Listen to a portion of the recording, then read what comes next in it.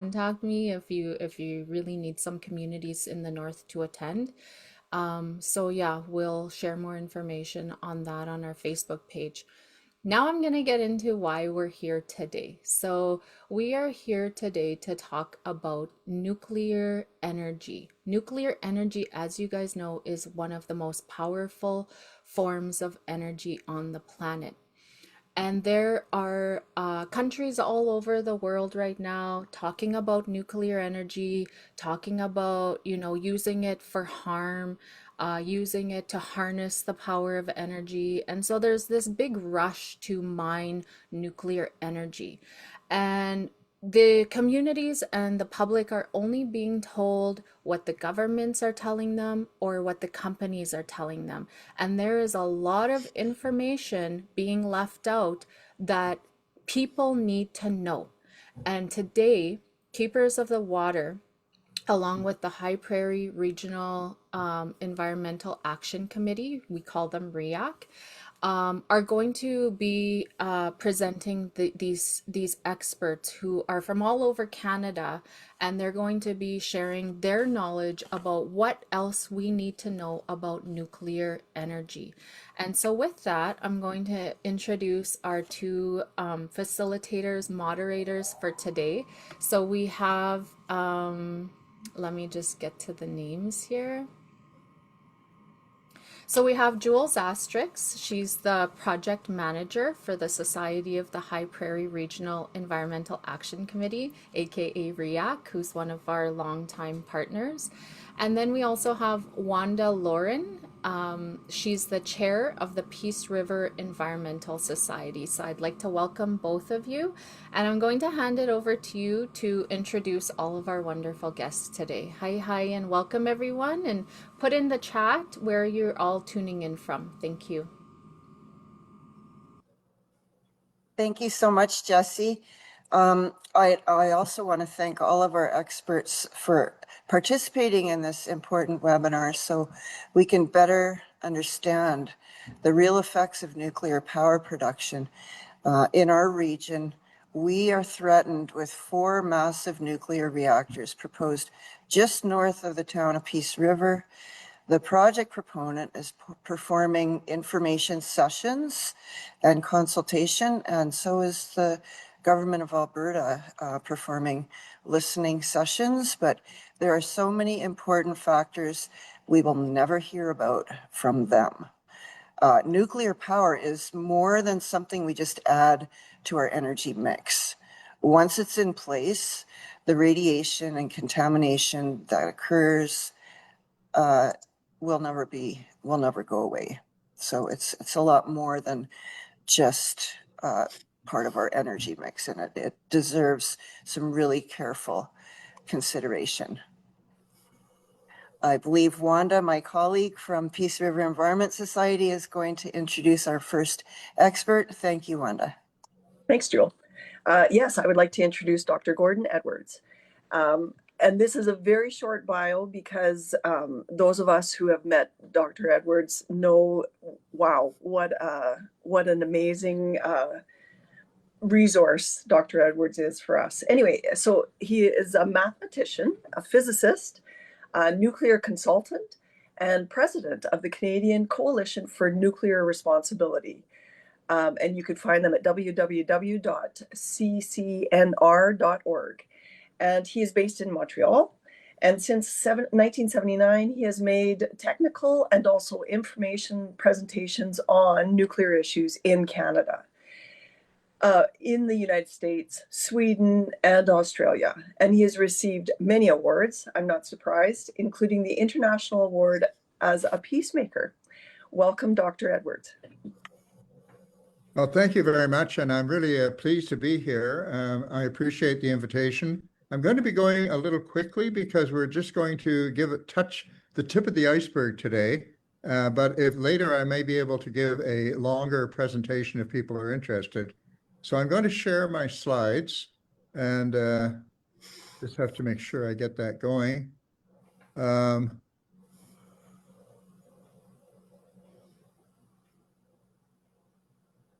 Why is it not showing now?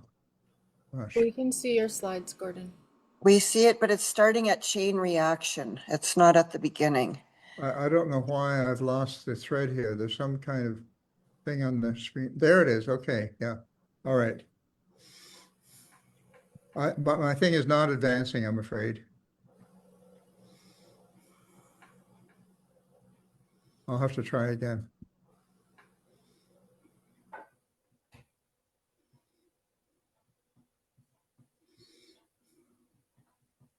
You can try again, and if not, we can always have Jules share your presentation.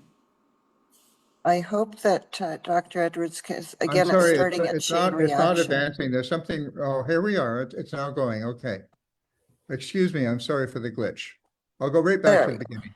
So I'm going to talk about the real effects of nuclear power in a short presentation. Nuclear power, as we all know, produces heat and electricity for decades, and that's the attraction. And as was already mentioned, it's a very concentrated form of energy, much more concentrated than other forms of energy. That's one of the main advantages of it. But that's not all it produces. It also creates radioactive waste that remain highly toxic for millions of years, literally even tens of millions of years. And of course, the human race has not even been here for tens of millions of years. So the question of keeping this material out of the environment of living things is really an unsolved question of the human race. We're not sure that we know how to do this. The industry thinks it knows how, but that's debatable. But it also produces nuclear bomb material for tens of thousands of years. And we see right now the bombing of Iran is justified in part on the idea that we're trying to prevent Iran from getting their hands on bomb material. Well, as a matter of fact, nuclear reactors do produce material that is useful for nuclear bombs. In addition, the structural materials that are used to build the plant in the core area where the fuel is, where the energy is actually produced, they cannot be recycled. They become so contaminated with radioactivity that they have to be buried as radioactive waste. We're talking here about some of the finest stainless steel and concrete, and it has to be buried. And in addition, there's ongoing radioactive pollution. That is, radioactive materials that are released into the environment routinely. So everything begins with uranium. Uranium is the key element in all nuclear fission technology. And the reason we call it nuclear energy, because it has to do with the tiny core of an atom called the nucleus. That's where the energy comes from. It's one of the smallest things in the universe, and yet it contains one of the most powerful force that we know of, which is called the nuclear force. Without uranium, there would be no nuclear weapons of any description, and there would be no nuclear reactors of any description. It all starts with uranium.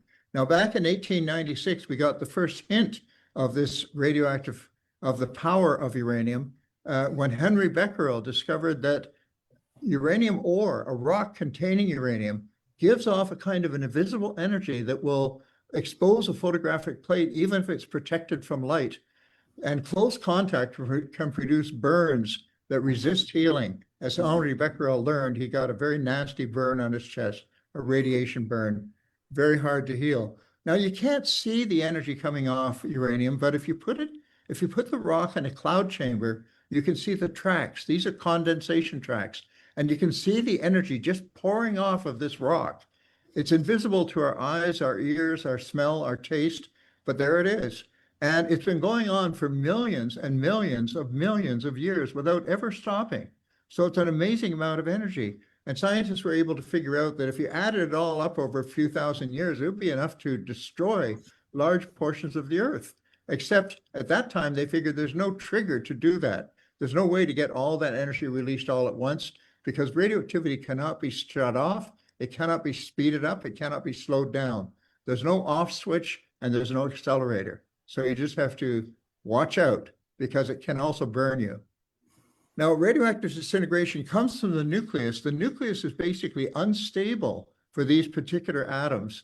And when an unstable atom will disintegrate and give off a kind of a subatomic shrapnel, which is called atomic radiation. These consist of particles and rays, which are damaging to living cells. And one of the things they do is they damage the DNA molecules and make things grow abnormally, so that many years later, people develop cancer as a result of exposure earlier to radioactive materials. Marie Curie discovered that not only uranium, but there are other radioactive materials in the uranium ore. She called them radium and polonium. She's the one who named them, and also radon gas. These things all started off as uranium atoms. It turns out that when a uranium atom disintegrates, it doesn't disappear. It changes into something else, which is also radioactive. And some of those byproducts are far more dangerous than uranium itself. Radium, for example, causes those burns I referred to.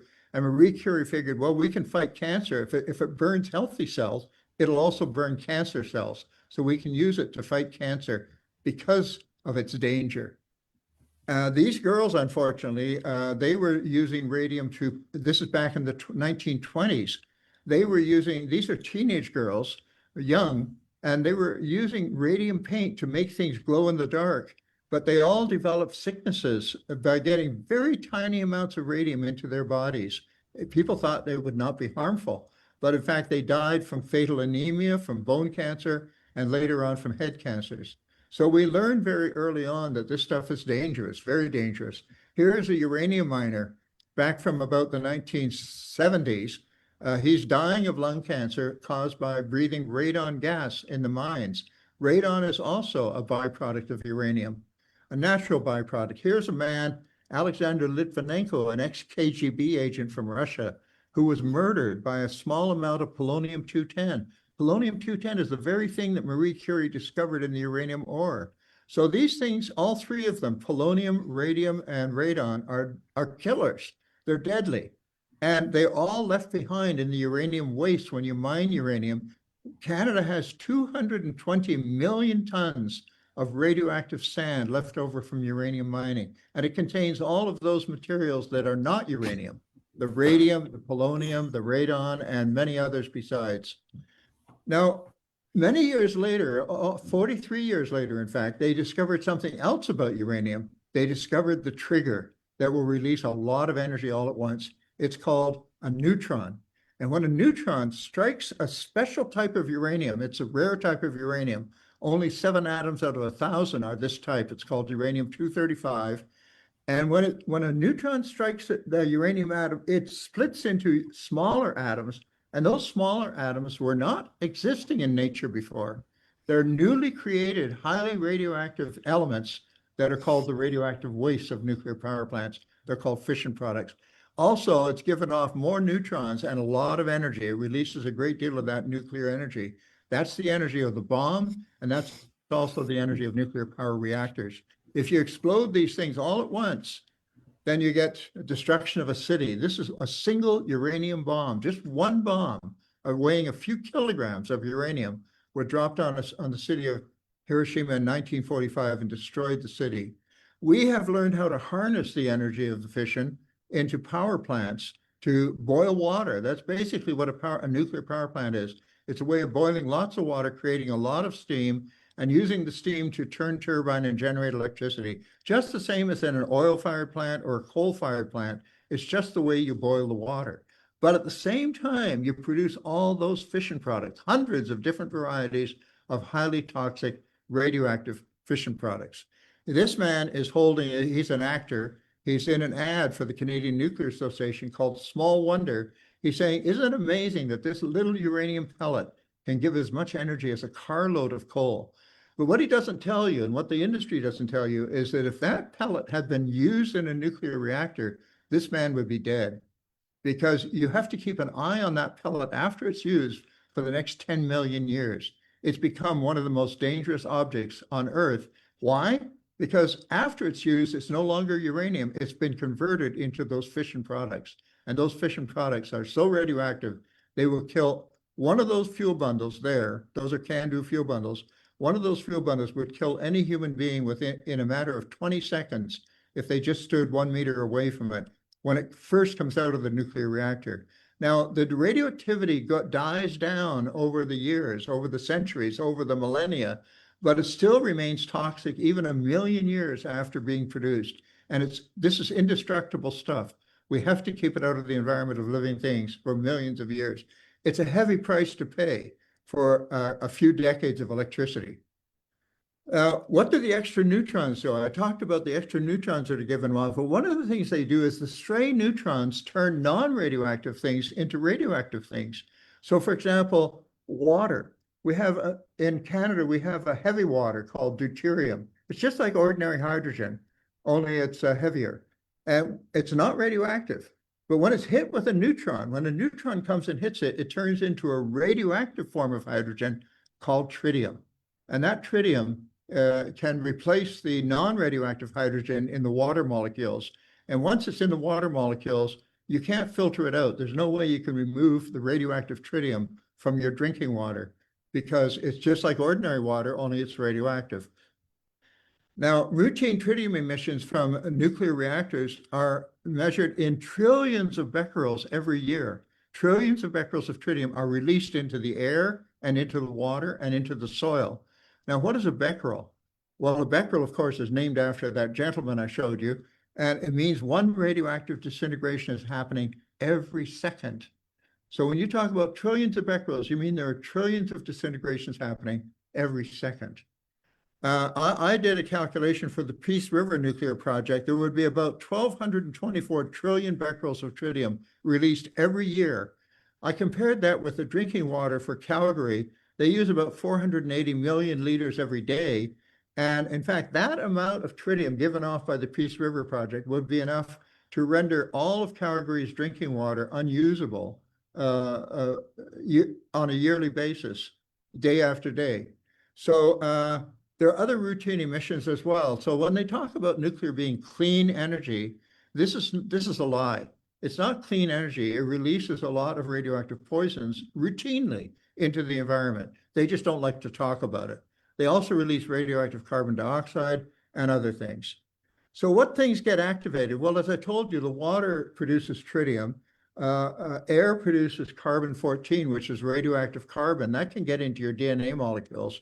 And even the structural materials in the area of the reactor, the steel, the concrete, the zirconium metal, they become dangerous for thousands of years because they've become radioactive through those neutron activation.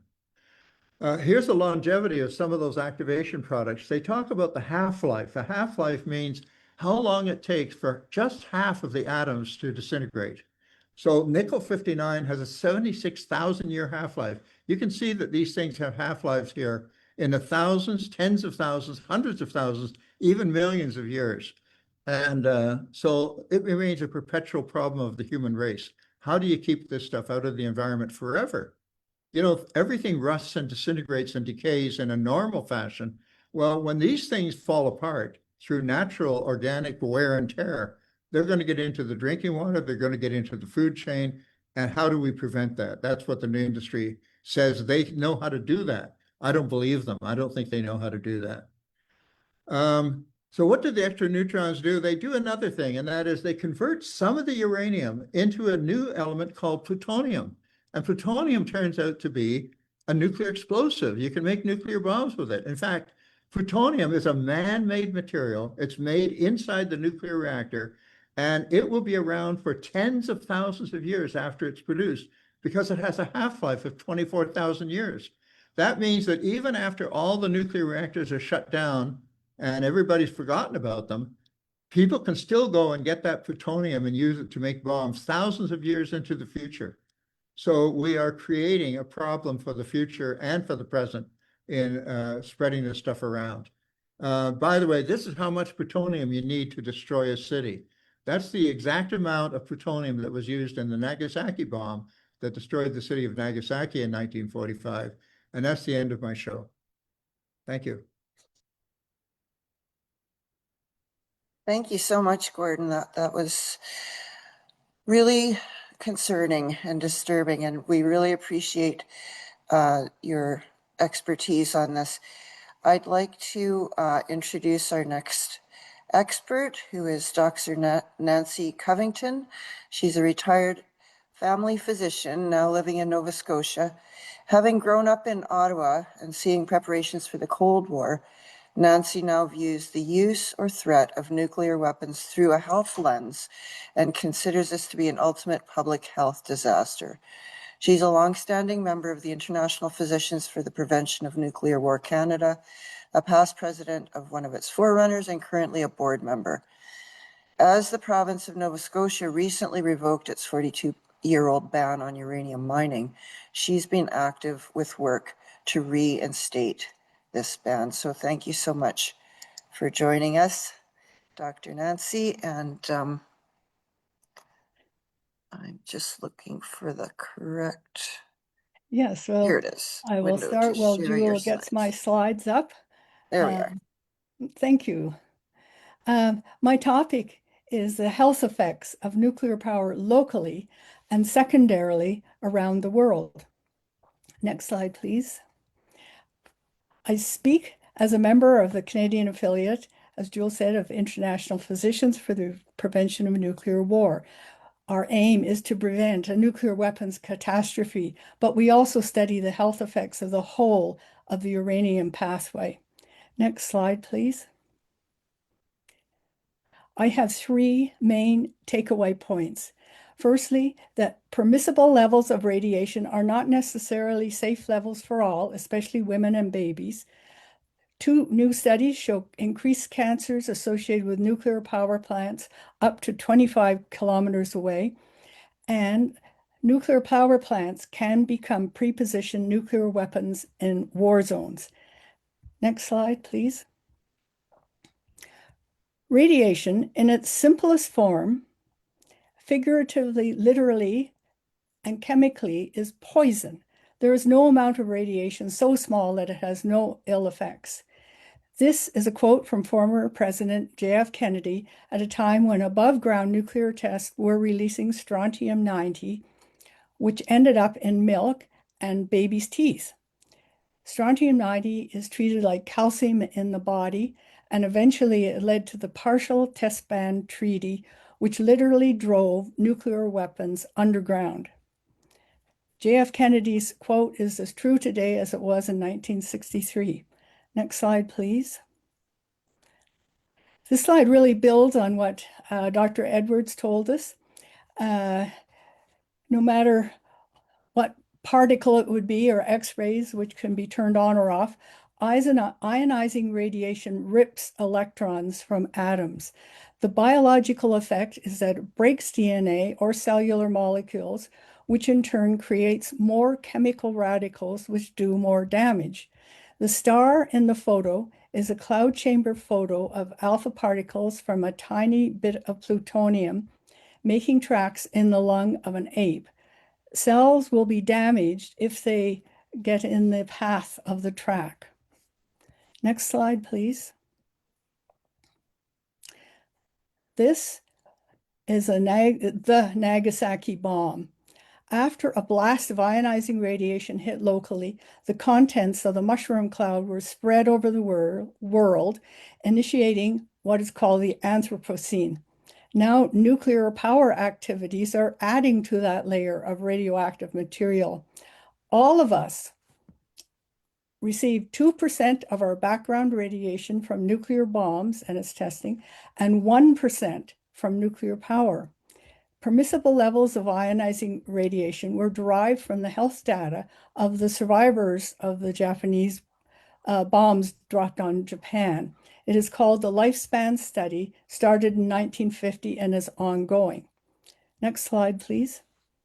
This is a simplified graph which shows the most common cancers in Japanese survivors. Leukemia started about 2 years after the bomb and were called atom bomb disease as they were so common. Later on come the solid cancers, as you can see in the top of that slide. Missing are the other known radiation effects, such as accelerated cardiovascular and immunological disorders. Next slide. This basic model, linear no threshold, shows a straight line relationship between amount of radiation above background and risks of radiation-related cancers. There are other models, but this is the accepted one, no safe dose. Next slide, please. The left-hand column shows a few of the more than 200 human-made radioactive poisons. And on the right, you can see where they end up in the human body.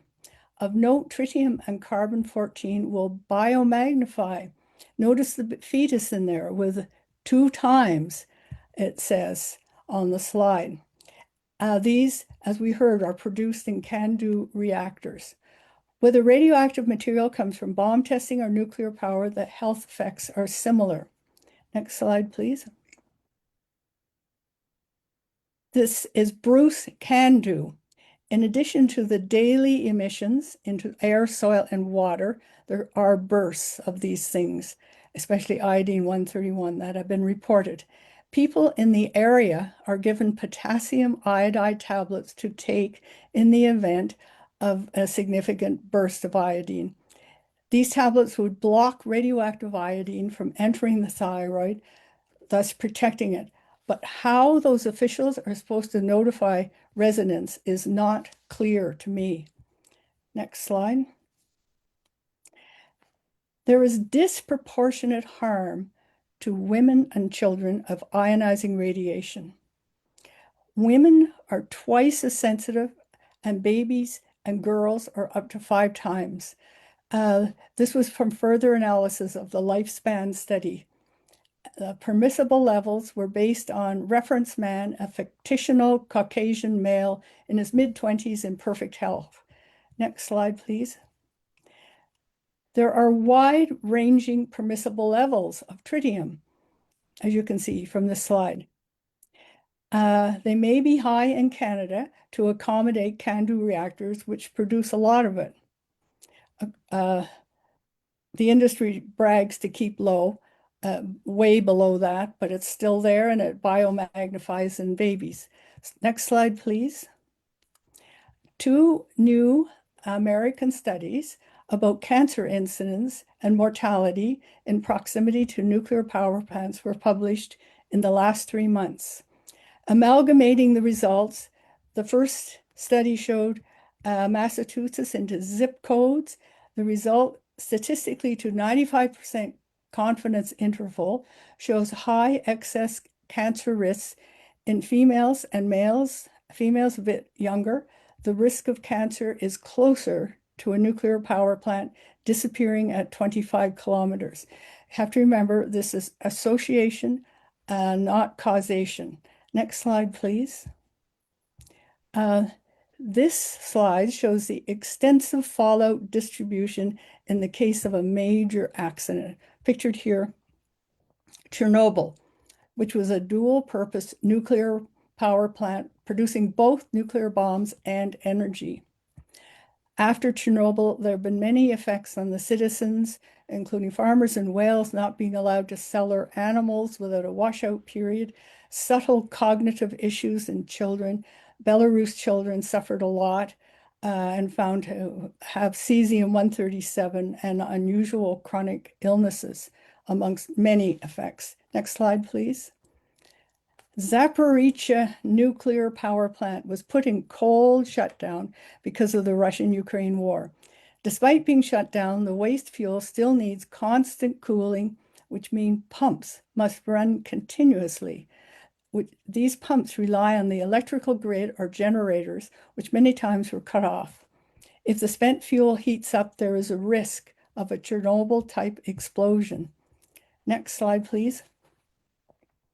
This is a photo of a hole caused by the military in the roof of the fuel storage unit in Zaporizhzhia. The big question right now is Iran next. It has a number of nuclear power plants. Next slide, please. Immediately after retired General Eyre stated that we have experts in civilian nuclear power to keep our options open for making nuclear weapons, Defense Minister David McGuinty countered Eyre's statement. Nevertheless, it shows the thinking that technological expertise in nuclear power could quickly be retooled to make weapons, and begs the question of why Canada has prioritized nuclear power when alternative renewal options are cheaper. Next slide, please. Just a summary slide. Permissible levels are not safe, especially for women and babies.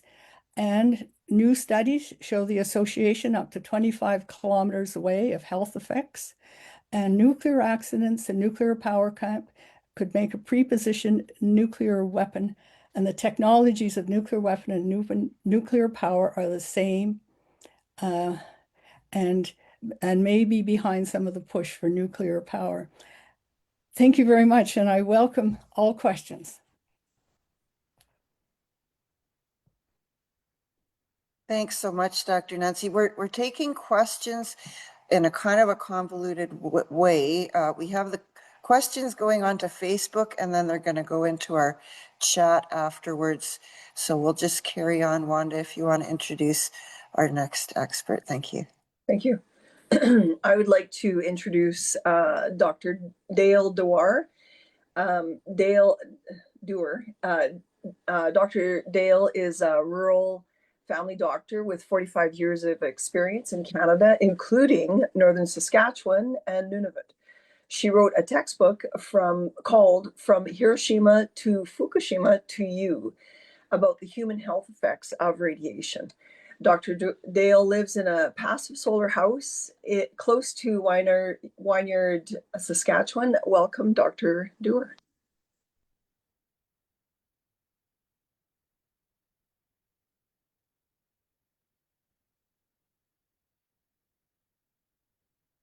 I have to unmute. All right. Greetings. I'm speaking to you from the traditional lands of the Gan on Vancouver Island. I'd like to thank Nancy and Gordon for making my job very easy.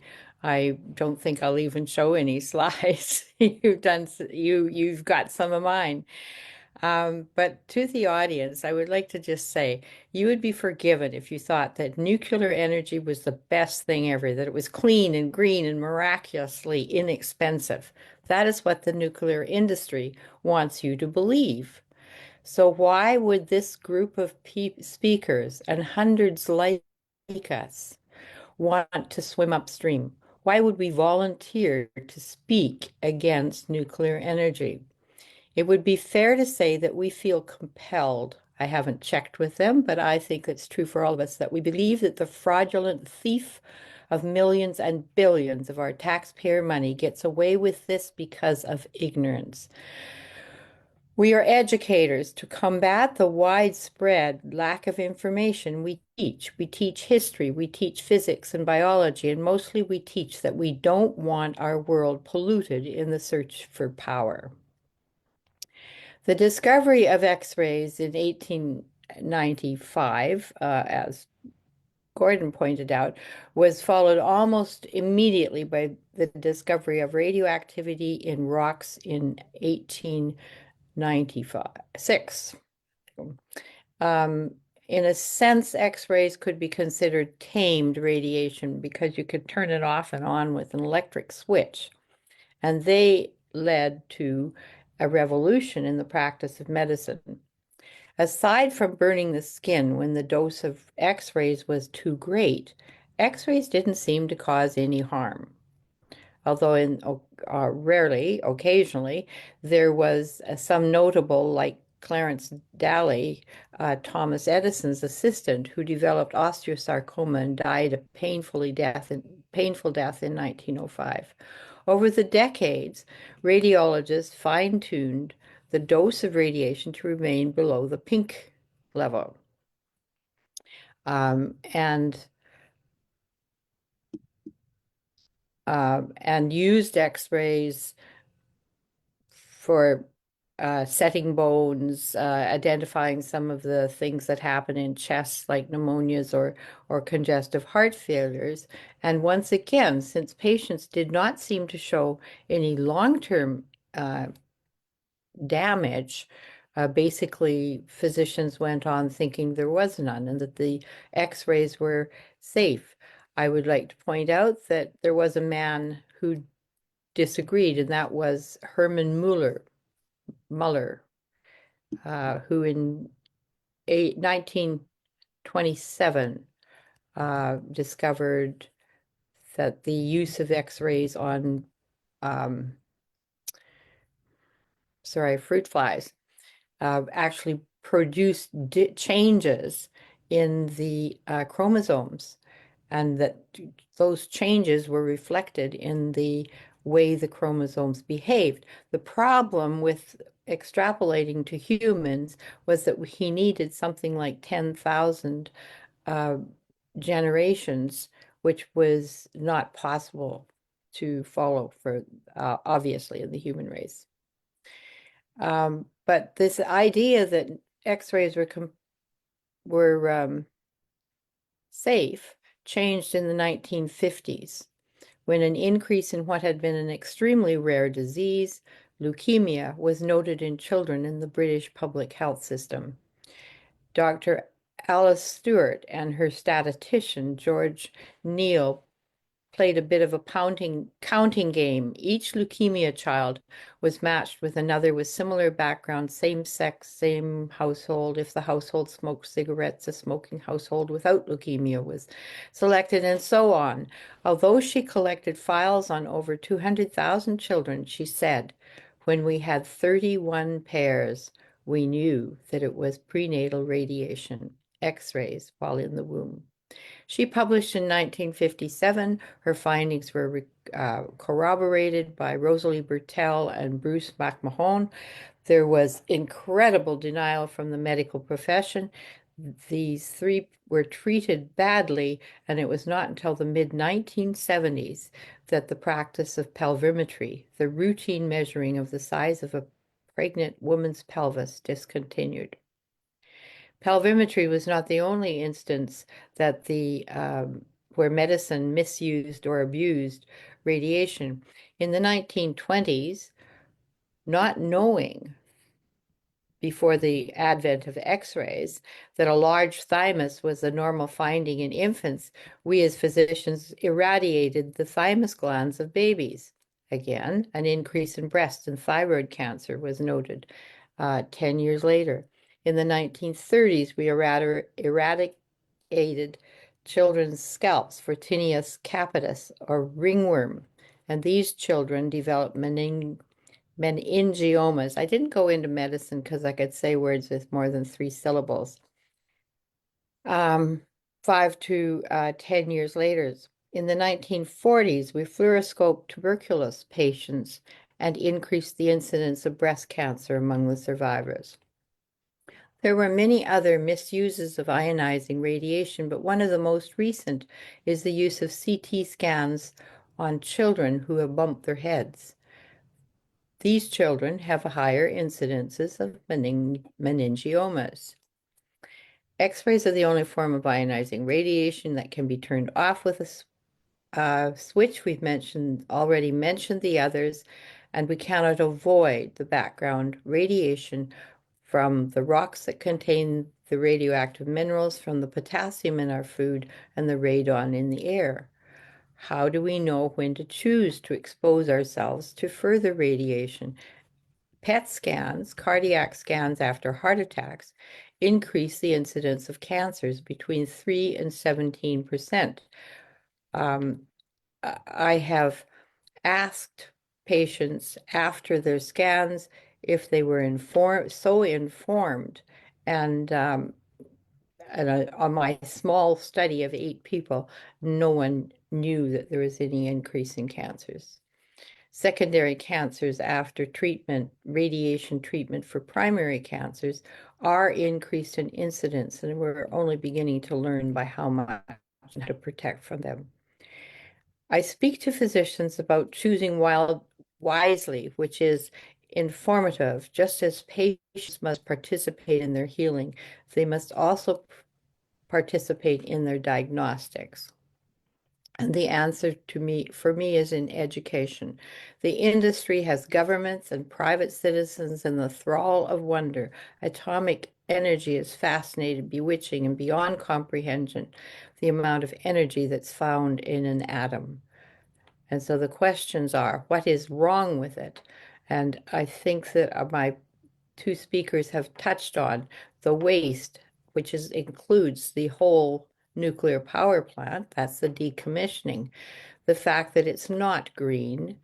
It uses a lot of carbon dioxide in the building and the mining and the refining. It costs exorbitant amounts of money. We're up in the billions for a nuclear power plant now. and it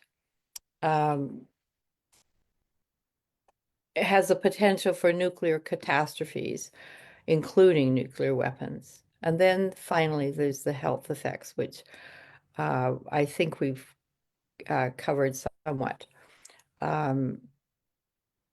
When I was in physics in 1962, we students thought that nuclear power was the be all and end all. And our professor leaned over and said, "Well, what are you guys going to do about the waste?"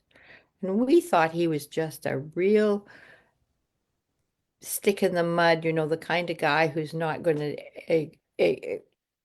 get involved in anything that's new or different, and kind of wrote him off as an old fuddy-duddy. But now we are 60 years later, and there is no solution for the nuclear waste, sorry. We know, and no one knows how to deal with it, and it is essentially forever.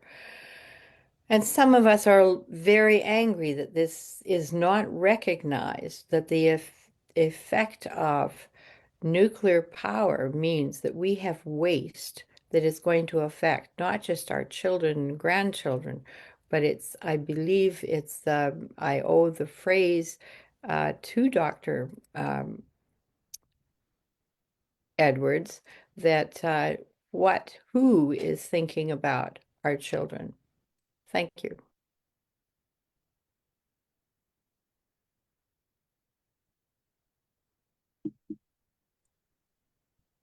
Powerful. Thank you so much, Dr. Dale.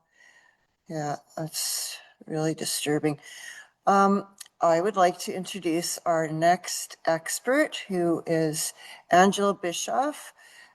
She is the director of the Ontario Clean Air Alliance and, notes, leading the charge for 100% renewable Ontario. With over 30 years in the environment movement across 4 Canadian cities, which include Edmonton, I should say, she's also a yoga teacher, avid cyclist, and devoted caregiver. Welcome, Angela. Thank you, Jewel and Wanda, and all the other speakers. I will share my screen. Where is it? There. Does that work? Okay.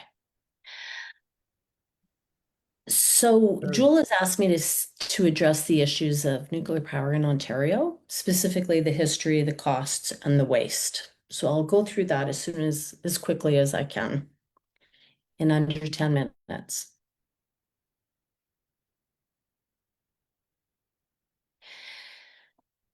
I'm from Edmonton, so I was not aware that Ontario is the second most nuclearized jurisdiction in the world, second only to France.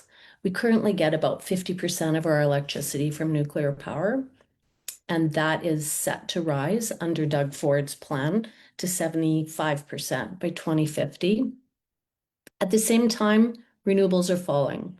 So currently we get about 25% of our electricity from water power, 8% from wind, 2% from solar, and that is set to fall by 2050. So mostly it would probably be water power. But Doug Ford is ideologically opposed to renewable power. At the same time as ramping up our nuclear power plants, Doug Ford has quadrupled the amount of gas we burn for electricity production, quadrupled it since 2017. And that is still set to rise further in the next 4 years to be 25% of our electricity supply. So nuclear and gas go hand in glove. They need each other. They justify each other. While they're rebuilding and building all their nuclear projects, they're going to rely on ever increasing burning of dirty fossil fuels because they don't like renewables. Renewables are the opposition or the competition.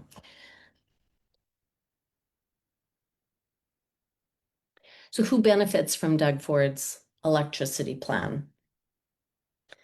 Well, Enbridge, gas company, Bruce Power, nuclear company.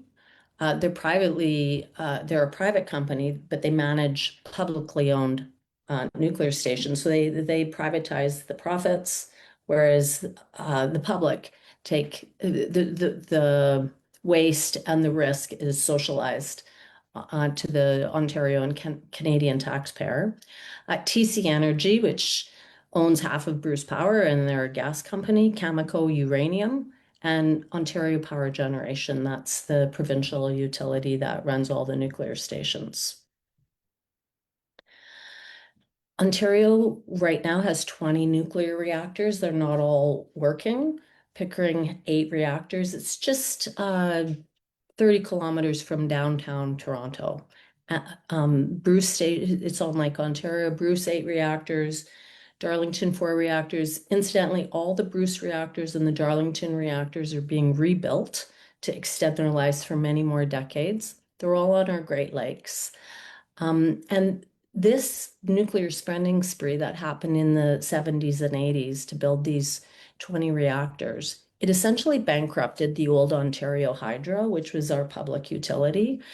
And they went bankrupt in 1999. The government of the day took over their debt, divvied up the agency into 4 different agencies and hived off the 21 million debt to one of those agencies, and taxpayers and ratepayers, well, and taxpayers probably, paid off that $21 billion over the next couple of decades by a debt retirement charge that was added to their electricity bill every month. And it was actually called debt retirement charge. So now the Ford government I mentioned that they're rebuilding all of our aging nuclear reactors. They're also building 4 SMRs, these are their intended projects at any rate.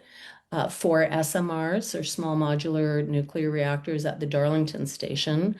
They're rebuilding 4 reactors at Pickering. They are promising to build the world's largest nuclear station at Port Hope. That's also on Lake Ontario. And they're promising to build a new nuclear station at the Bruce Nuclear Station. All told, these costs, these commitments from Ontario taxpayer and ratepayer total about $400 billion. To pay for this, how are they going to pay for this? Well, in November, they raised our electricity rates by 29%. Much of that was hidden in the Ontario electricity rebate, which comes back every month. You have something on your bill that says Ontario electricity rebate. You think you're getting a gift from the government, but it's actually an annual taxpayer subsidy that totals, last year, it totaled $8.5 billion. And that is of our $13 billion deficit. So the bulk of our annual deficit is going to artificially subsidize or lower electricity rates, so the public doesn't know how much their nuclear and gas electricity plans actually cost. And now the OPG is in the midst of applying to the Ontario Energy Board to raise its price of nuclear energy by 72% in 2027 to pay for these new nuclear projects and the cost overruns of their rebuilds. But we've calculated the rates of our various electricity options in Ontario if we were to buy new wind or solar energy efficiency compared to new nuclear. And you can see that there's a dramatic difference in prices. In fact, wind and solar is 2 to 8 times lower cost than new nuclear. And then just a quick note on waste. So currently all the waste at all of our nuclear stations, all the high-level nuclear fuel waste, sits on the site where it was produced. And that's around 3.5 million fuel bundles and growing every year. At the Pickering station alone, there's enough plutonium in the waste there to construct more than 11,000 nuclear warheads. So this is a lot of deadly waste. Sometimes you'll hear the nuclear industry say, "Oh, it can be contained in a couple of hockey rinks." Well, don't buy that. It might be smaller in volume, but it's got to be stored far apart, and it will last for a million years. As Gordon said, it'll be dangerous for up to 10 million years or more. So the nuclear industry has always told us that they would have a solution to our waste. And, lots of different people are saying, oh, we could recycle it, or we could send it to the moon, or there's so many different options. But really, all the nuclear industry, the best that they can come up with for now in Canada and other countries as well, is to bury all of the waste in a DGR, what's known as a DGR, a deep geologic repository. And in Canada, that happens to be on First Nations land in northwestern Ontario. That's their selected choice right now. It will take decades to plan, $20+ billion to build, and it'll end up being way more.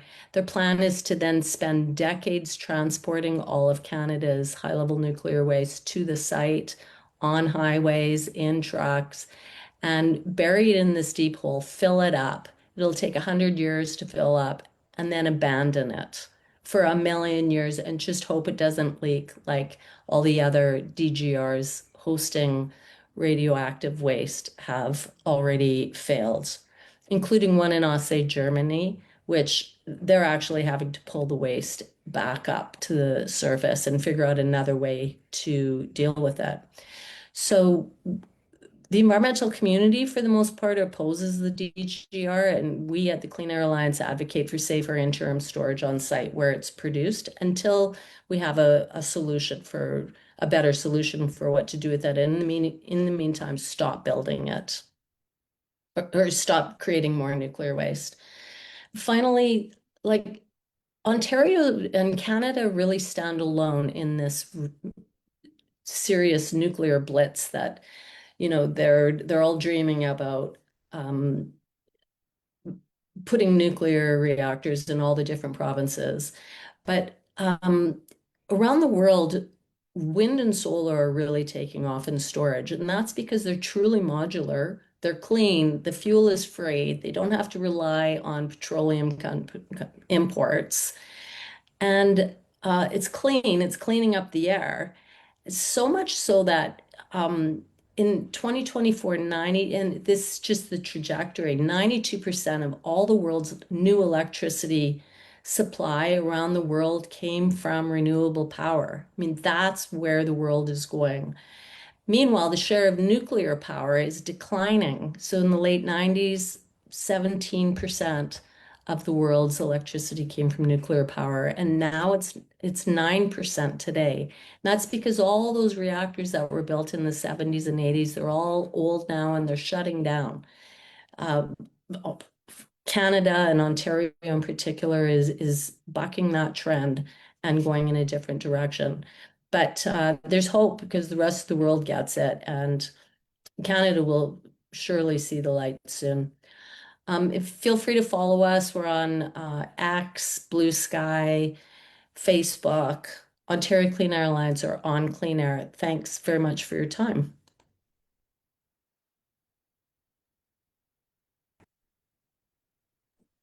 Thanks so much, Angela. Really important information.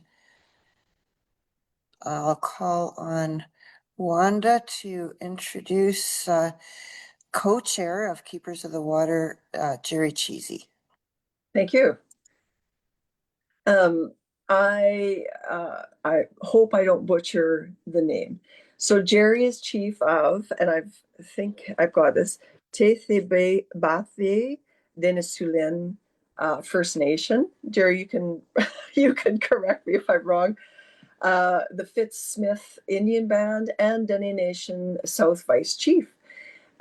He is currently co-chair for Keepers of the Water, and represents the Dene Nation on consultations with Energy Alberta about the proposed Peace River nuclear power project. Dene Nation has issued a strongly worded letter in opposition to this project in November of 2025. Jerry, I'll pass it over to you. Thank you.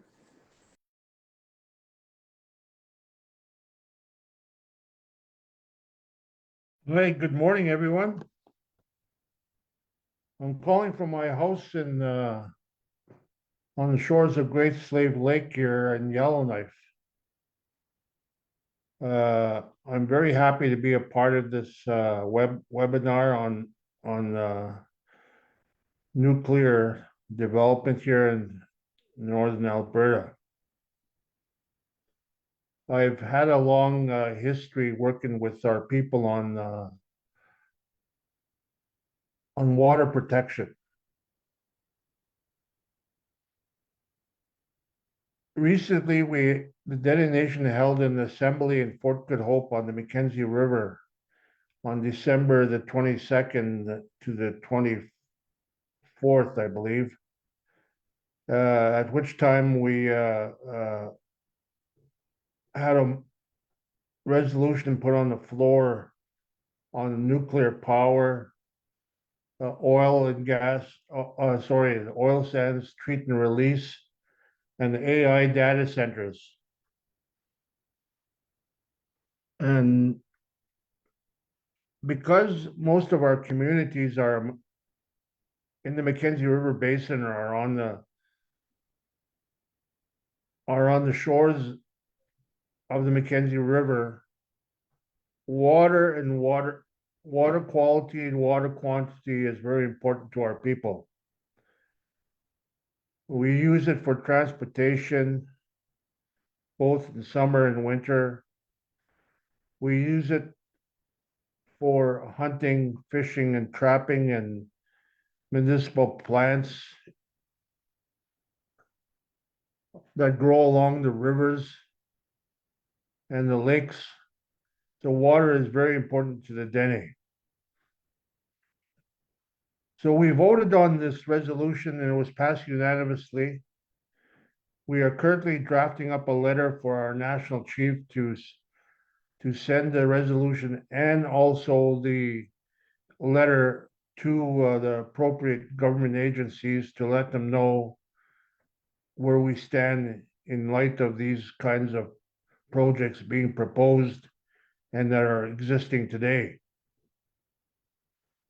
The oil sands treat and release proposal by the province of Alberta and industry to treat toxic tailings, which is the mine water that is produced by the oil sands plants and stored in what they call tailings ponds on the shore, on the banks of the Athabasca River. I think there are 1.5 trillion liters of toxic tailings that exist today and growing. And so over the past 70 years, the oil sands plants have been producing this with no solution to how to deal with it. When you review their financial statements of these companies, which in large part have been foreign owned by Americans and by other countries in the world, they've been making huge profits. And what these oil sand operators are suggesting and are doing, and with cooperation of the province of Alberta and the federal government, is that they've been subsidizing these companies to look for solutions when they've made massive profits. So currently, what industry and government of Alberta is considering is changing legislation so that they can treat this mine water to an industrial standard and then dump it into the Athabasca River. which all flows north into the Mackenzie River Basin and eventually into the Arctic Ocean. All of our communities are on this Mackenzie River Basin. They have to drink the water, they use the water. And so we are opposing this vehemently. We're saying to the province of Alberta and industry, you guys created this problem, you guys clean it up. We will never support dumping of the tailings into the Athabasca River. It's been documented the amount of deaths happening in the community of Fort Chipewyan from rare cancers in the last 20 years is higher than anywhere else in the world. In regards to the nuclear development on the Peace River, which flows into the Slave River, which flows into the Mackenzie River Basin, we are opposed to this as well. For the same reasons that we oppose dumping of tailings into the Athabasca. We don't want to live in the shadow of an environmental nuclear accident forever. Once these plants are put into place, they're going to be operating forever. And we have said to Energy Alberta, who is the proponent, why are they selecting the Peace River? Why don't you build it outside of Calgary?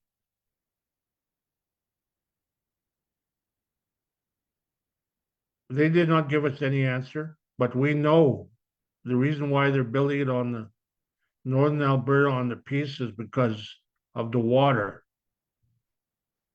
that is used in these plants. In the oil sands projects, industry has been using water. They use 18 barrels of water to produce 1 barrel of oil. And they don't pay for the use of the water, which is a natural resource. In the nuclear development project on the Peace River, they require large amounts of water. And we know of all the dangers involved in nuclear reactors from our research on the subject, and since this proposal was introduced to us and we're part of the initial pre-assessment process, and we've let them know in no uncertain terms that we do not support this. Recently, there's been another project that's come out, and that one is called the AI Data Center. And again, they use large amounts of water, a large amount of energy, and we're opposed to that as well.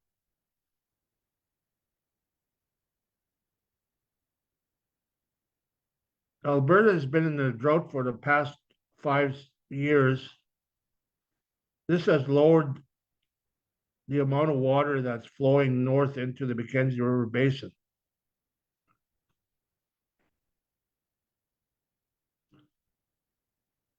In northern BC, where the Peace River headwaters begin, In the 1960s, W.A.C. Bennett, then Premier of the province of BC, built the first hydro dam, which carries his name, the Bennett Dam. Our people were never consulted on this. We only found out about the Bennett Dam a year later when the water level started to drop.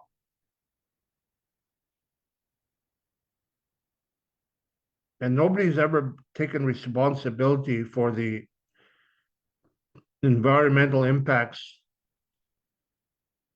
of this dam. Since that time, 2 other dams have been built. One is called the Peace Canyon Dam, and just most recently, Site C Dam. The Peace River water levels drop every year because these dams hold back water. And the impacts to our water tables, our rivers, our wetlands, our lakes have been huge environmental and ecosystem destroyers. And no one has taken responsibility for that. The Peace Athabasca Delta was once a teeming oasis of wildlife, moose, buffalo, caribou, all kinds of fish, a natural flyaway for migratory birds that flew north in the spring and south in the fall, and carried an abundance of fur-bearing animals, has been destroyed. It's now just a large marsh. And again, the federal government, the provincial government of Alberta have all stood by and allowed it to happen. It has impacted our people tremendously in a very negative way. When our people signed Treaty 8 in 1899, our ancestors lived and relied on the water and the land. And they signed the treaty because they believed that our right to our traditional pursuits will be protected forever. Now, 125 years later, Northern Alberta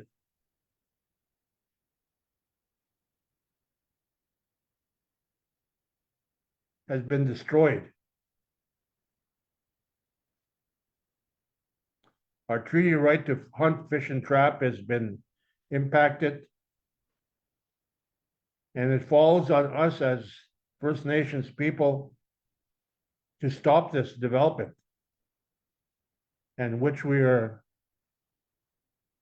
going to be doing. As the courts are our only alternative, because government and industry won't listen to us. So we are recommending to our leadership that they prepare for a court case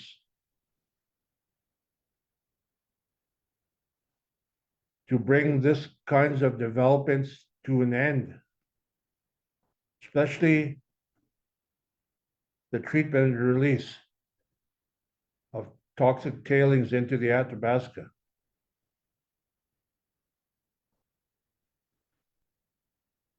Our treaty rights protected under Section 35 of the Constitution is legally binding on the government.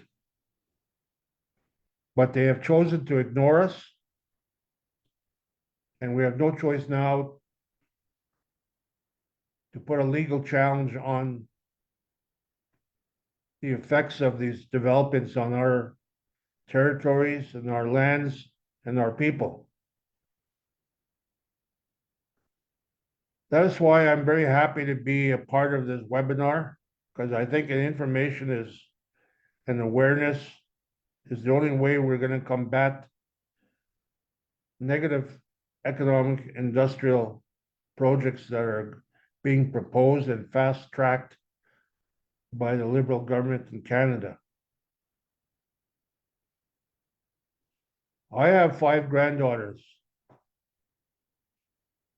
who are going to grow up and with the grace of the Creator are going to have families.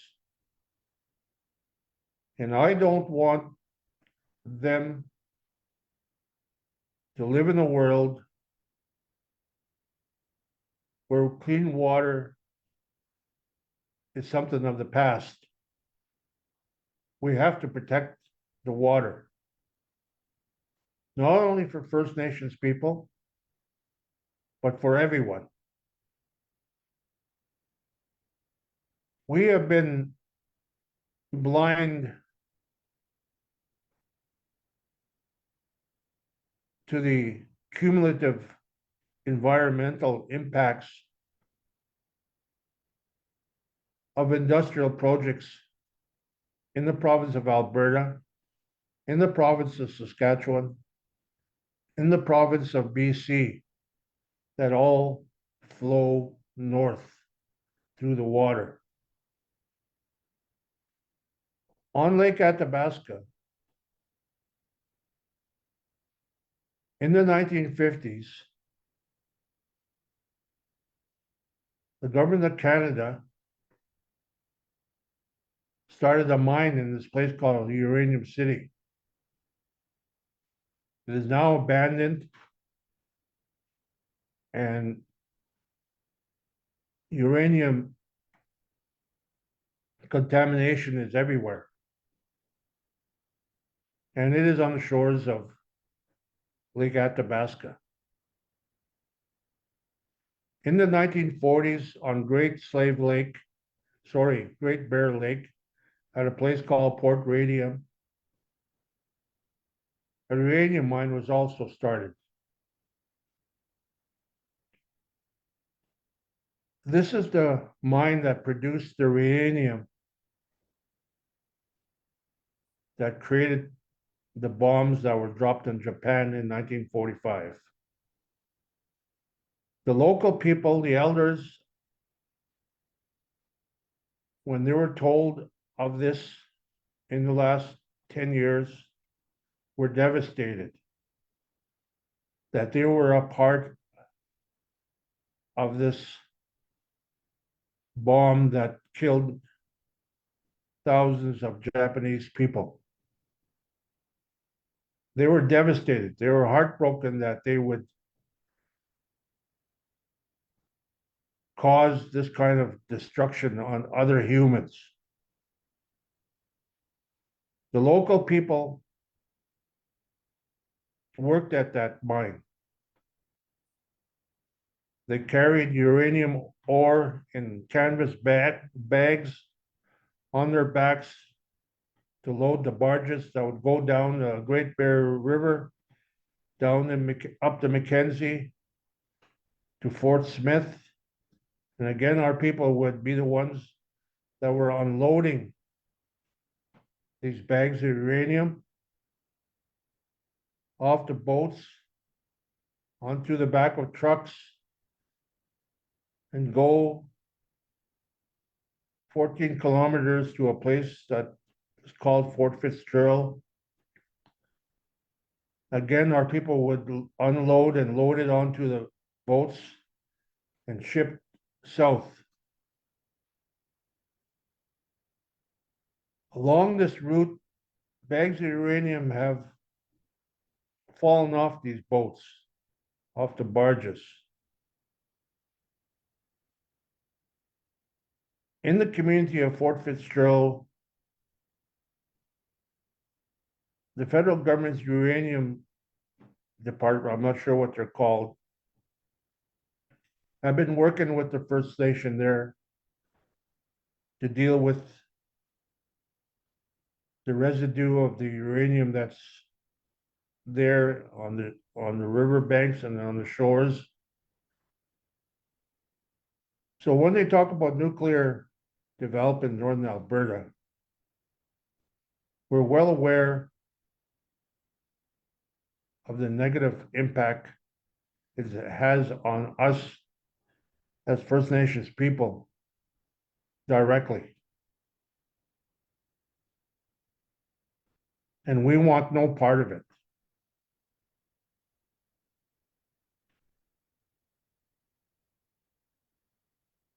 The environmental impacts of development have been largely negative on our communities. In the community that I currently live in, there was gold mines here since the 1940s. One was called Giant Mine, the other one was called a Con Mine. The local people were never told of the process of separating the ore from the gold. This process was called roasting. A byproduct of that roasting process was that they created a poison called arsenic trioxide. When Giant Mine mined out the gold and they were shutting down, it came to light that there was 270,000 tons of arsenic trioxide in the mine shafts of Giant Mine.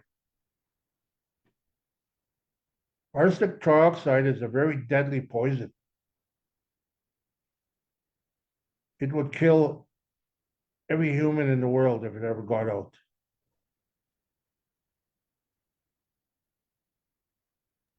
Giant Mine owners declared bankrupt and have walked away, assume no responsibility.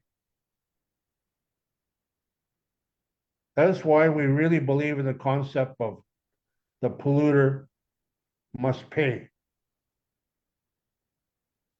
Now in Yellowknife, the federal government, the Canadian taxpayer, is paying for the containment of this arsenic trioxide.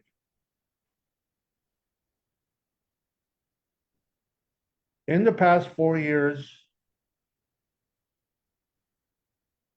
they've spent over $4 billion so far, of which a lot of this money has gone to consultants and the contractor, who happens to be an American contractor called Parsons, that is in charge of this project. We see the same scenario played out in Fort McMurray.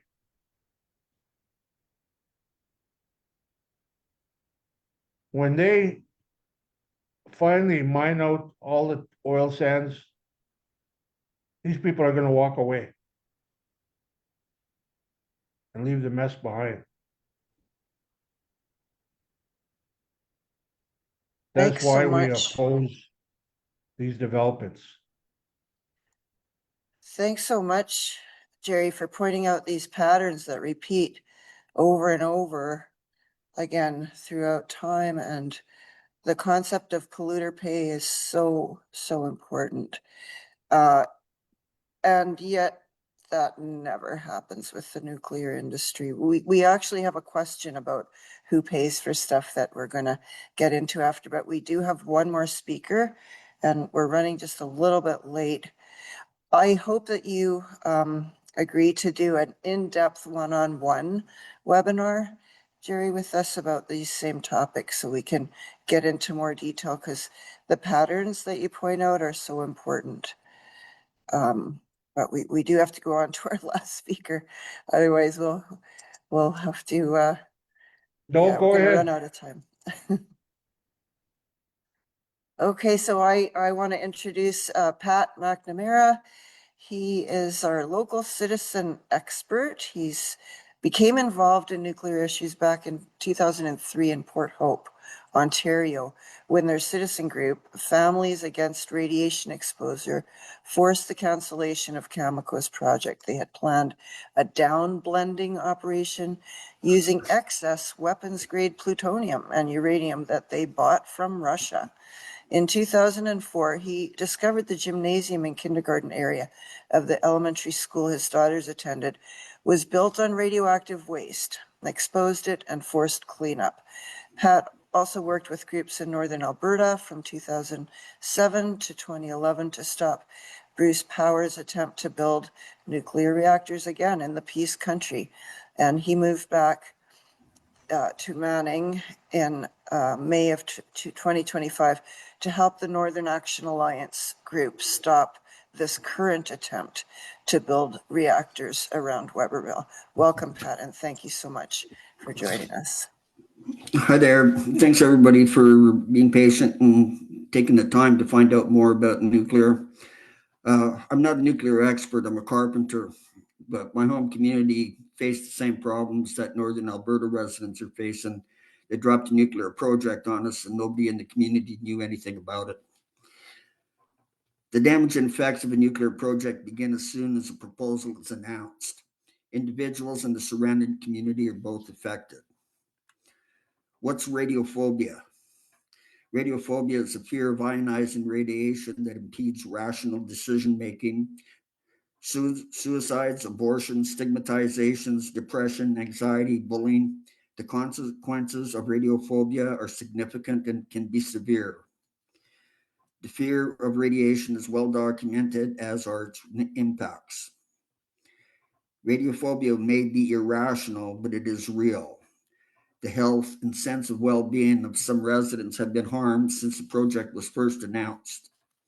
Their deterioration and suffering will continue as long as the nuclear project is a possibility in their community. Animosity in a community. Most people have very strong feelings one way or another about nuclear projects. One side wants the jobs the project creates, while the other side feels their way of life and health will be impacted. Friendships and families are torn apart and seldom return to normal. There are people still mad in northern Alberta at each other for the first nuclear proposal in the area 17 years ago. Check out the local media, social media, to view the current level of animosity between the factions. The lives get put on hold. The farming community around the proposed site is being affected the most. Almost without exception, residents will sell and move away if the reactors are built. This will destroy the hard work that up to 3 generations have put into building their land to pass on to the next generations. Their hands are tied for the next 3 to 4 years while the environmental assessment process takes place. They can't make improvements as they don't know if they're going to stay. They have a feeling of helplessness. Residents don't know what to do when confronted with a nuclear project. Virtually none of them have even a cursory understanding of the technology, nor do they know how to mobilize the community to navigate the environmental assessment process. Not one person in Northern Lights County knew what an integrated impact assessment was when I got there last May. Only 3 people knew they were allowed to submit comments on the project. County Councillor Brent Rees was the only voice opposed to the project in public, but he had little impact as he was the only one of 7 people on council to do so. The Impact Assessment Agency of Canada conducted a fraudulent assessment. Energy Alberta filed their plan on April 14, 2025 to build 4 Monarch nuclear reactors at a site 30 kilometers north of Peace River in Northern Lights County. This triggered a 30-day period when area residents are allowed to comment on the Peace River nuclear project. Once the comment period was triggered, IAC was mandated to inform the community about the nuclear project and the right to comment on it. IAC held 0 meetings to explain the process and answer questions. They sent out no mail drops or address letters. Their entire effort to notify the community, the rural communities, consisted of an ad and a banner post and tweets on Twitter, LinkedIn, and Facebook. Energy Alberta held no meetings whatsoever. Once we became aware of the situation, we realized it was up to us to educate the community. The Northern Action Alliance was the group that were formed up in Manning, had a person working full-time on this project since May 7th. Residents had to dig into their own pockets for $10,000 to run the campaign to this point. Their requests for intervenor funding have been denied by Northern Lights County Council, the Regional Energy Committee, and repeatedly by IAC. By comparison, Energy Alberta was granted $8.4 million by Natural Resources Canada to initiate this nuclear project. The Regional Energy Committee was granted $70,000 to do the same. Natural Resources Canada has 2 divisions promoting the nuclear industry in Canada. They employ 2 senior directors, 7 deputy directors, and 36 policy analysts, averaging over $115,000 per year each. That's over $5 million a year just in salaries. Natural Resources Canada provided over $500 million to a range of companies and jurisdictions pursuing nuclear projects in 2025 alone. However, the people who will be most affected by this project in northern Saskatchewan can't even get money to bring in speakers. I was asked to speak about the CNSC during this webinar because the person that's most qualified to do so was unable to appear. Can you remind us what CNSC stands for, Pat? Thank you. The CNSC is the Canadian Nuclear Safety Commission. They're in charge of regulating everything to do with nuclear in Canada. They have had full control since 1946. It was called the Atomic Energy Control Board until 1997. Dr. Frank Greening was a senior nuclear scientist who worked on CANDU reactors for OPG's Ontario Power Generation. He was subsequently hired by Bruce Power in February 2010 to join their Alpha recovery team. This came about after 583 workers and contractors were exposed to alpha radiation, including plutonium, during the 2009 refurbishment of their reactors. The following information comes from Dr. Greening. In its official pronouncements on the 2009-2010 alpha contamination, Bruce Power has always claimed that this event was unforeseen, but that's simply not true. Bruce Power identified the presence of alpha contamination on a radical filter in Unit 1 vault on December 3rd, 2009. It was confirmed in samples on December 4th and December 7th. As a result, one of the contractors refused work in Unit 1 on December 9th. The contractors returned to work after the Bruce Radiation Protection Manager met with the Fox workers and provided verbal assurances that the controls already in place were adequate to protect them and that the alpha detection device was malfunctioning. The workers re-entered Unit 1 for 11 more days until the feeder pipe replacement was complete. When alpha contamination was first detected in Unit 1 vault in early December, Bruce Power chose to ignore it until the feeder pipe replacement job was completed by the end of December 2009. The records show that the CNSC simply accepted the lie that alpha contamination was unforeseen. As a result, it appears that the CNSC believed there was no need to reprimand Bruce Power for failing to protect workers.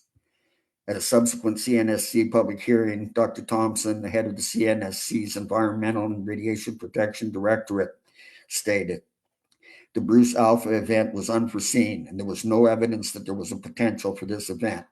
So it's not something that Bruce Power or its employees decided to ignore. This was a flat-out lie.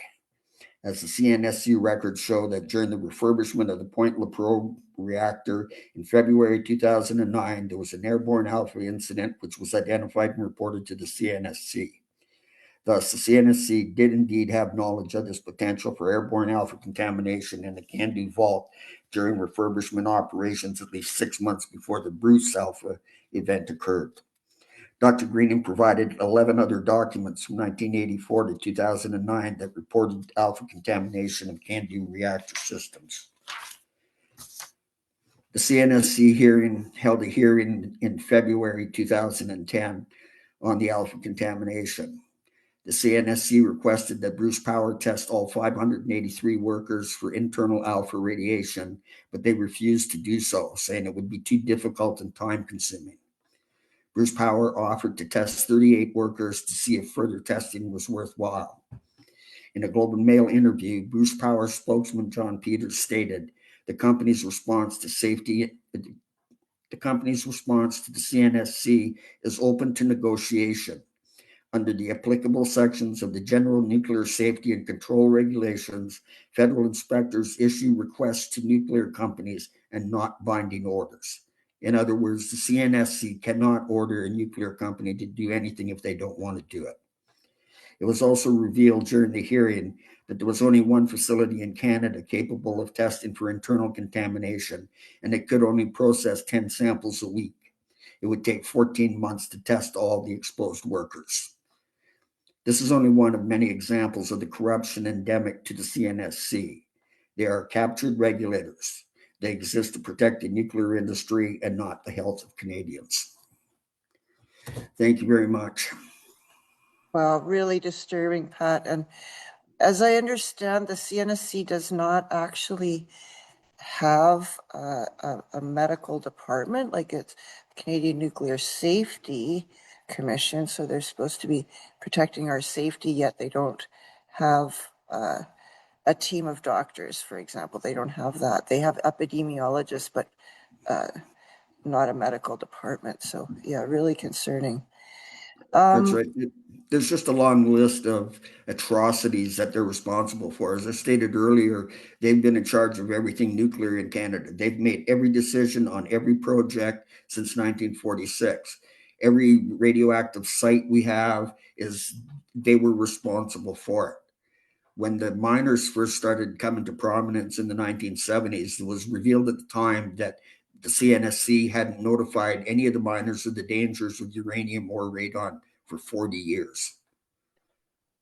Like I could go on for 2 hours just on the CNSC. Yes, and we hope you do in our one-on-one webinars later. But we do have to wrap up.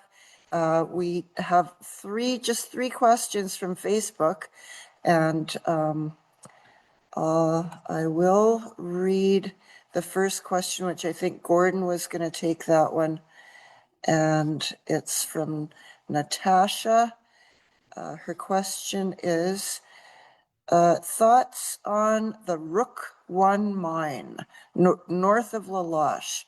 NextGen proposed an innovative way to reduce environmental impact by storing the produced water underground in a cement block. This has never been done before. How long will this affect us in the long term? Thank you, Gordon.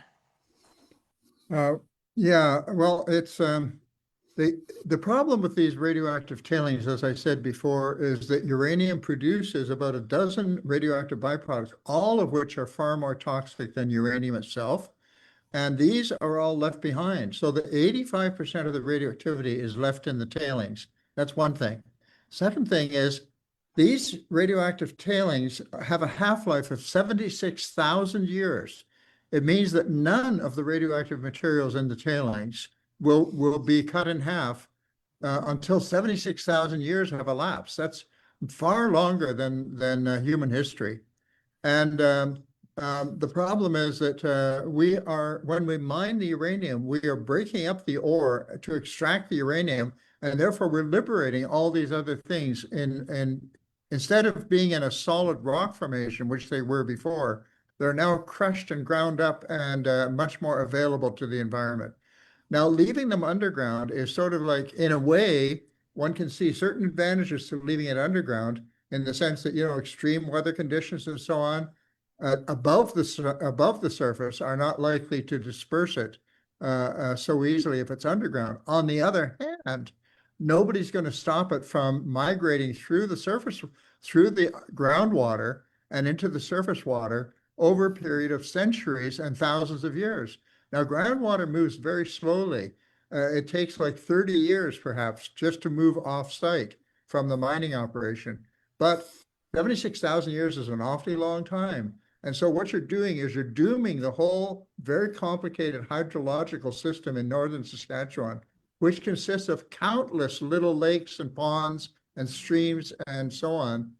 It's like a mosaic of water, pools of water. All of that is at risk from just leaving this stuff underground.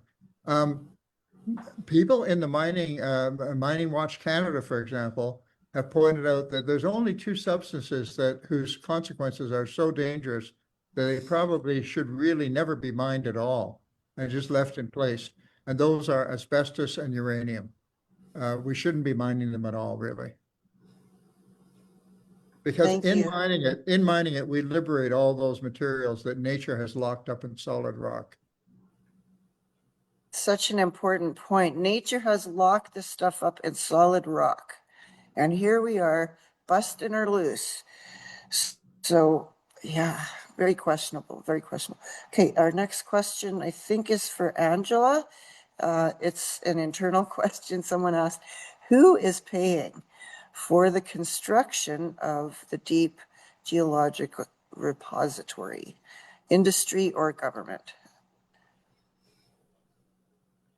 Well, we are the public through our electricity rates and through our taxes. We pay for it. I mean, OPG, like it comes, like ultimately the DGR is being paid for supposedly by the industries that are producing the nuclear waste. OPG, Bruce Power, and New Brunswick Hydro, yeah, and Hydro Quebec, I guess. So they're part of the NWMO, but they make their profits from all of us paying electricity rates, and ultimately it's going to be the taxpayer that pays forever for this waste. For the management of the waste for however many tens of thousands. Oh Yeah. my God. Okay, I think Gordon also had something to say on this question. Thank you, Angela. Yeah, I just wanted to add that we don't know that this is going to work. The 3 underground repositories have failed already. In Germany, one of them was mentioned, the Sioux mine. When they have to bring the stuff back up to the surface, that costs extra billions of dollars. They're going to bring all that waste up to the surface again, costing at least $5 billion and more dangerous to the workers than putting it down there in the first place. So that's a consideration that we haven't thought about future generations. We think that we can just do this job and walk away from it and nobody's going to be bothered by it in the future. Chances are that that's not true. We've seen many examples of human folly in the past, and it's likely to recur again. So we're really saddling our great-grandchildren with the problem of looking after this stuff without even leaving them sufficient information as to what the stuff is they're dealing with. So we're not even informing future generations. In fact, we don't even know what languages they're going to be speaking. It's a very painful thought. That's why I'm doing this work for my grandkids. So thank you for that, Gordon. I think that's all the time we have. Wanda, did you want to do some closing words? I was surprised we have a lot of people making statements on Facebook, but not so many questions. So there you have it. Thanks, But that's Wanda. okay, And thanks to all of our experts. Yes, because as time goes on, if you have questions, you are in luck. We have asked our experts if they could go more in-depth discussion and explanation. So today is just sort of like Dr. Edwards said, the tip of the iceberg. And so look forward to more webinars on this very important topic. So I am deeply grateful. We are all grateful to our speakers from today. And sorry, that was Dr. Dewar who said tip of the iceberg. And I would just like to say that you probably realize now, having listened to just the tip of the iceberg, that nuclear power is extremely complicated and there are challenges all along the supply chain. And in the end, a very complicated, long-lived, and impactful end of life. And so we hope that you join us. And so my really big thanks goes out to Jewel. So Jewel Asterix has been organizing this, and sometimes I think she might have felt it was like herding cats because she had to like get us speakers. And Jewel, we are so grateful that you got us launched here today. And so thank you everybody for joining us, and we'll see you again, I hope. Take care, all. Thank you. Bye, and thanks to all. And just to close off the session on behalf of Keepers of the Water, I would just like to again thank the High Prairie Regional Environmental Action Committee. And just a takeaway, epiphany or thought or realization that's coming out of all of this knowledge that was shared today is that the more you mine uranium, the bigger risks you are putting your communities in, your societies in, your country in. So you're not becoming stronger, you're not becoming more powerful, you're becoming a huger, like a massive liability. So it's not a benefit, it's not a flex to say that we are mining this much uranium. It's an embarrassment, it's scary, and you should people should be like as Jerry said, to feel ashamed that, if we have other intentions for mining this, that it's not to benefit anyone in the end. We see that. So just thank you all. And again, just in a reminder that, we are coming up to World Water Day for March. Water is sacred. And just to say your prayers on this, to meditate on this, to, hope for a good outcome collectively. We have the ability to make change. So not just one person is going to make change, but collectively, which we're seeing today, people coming together, and more, we're starting to see First Nations people, Indigenous people come together with all walks of life to say that we are here for future generations. We need to think about the future generations. So I thank you all for your time and for tuning in. And we will be having more discussions on this topic in the future. Hi, Ikse. Have a good day.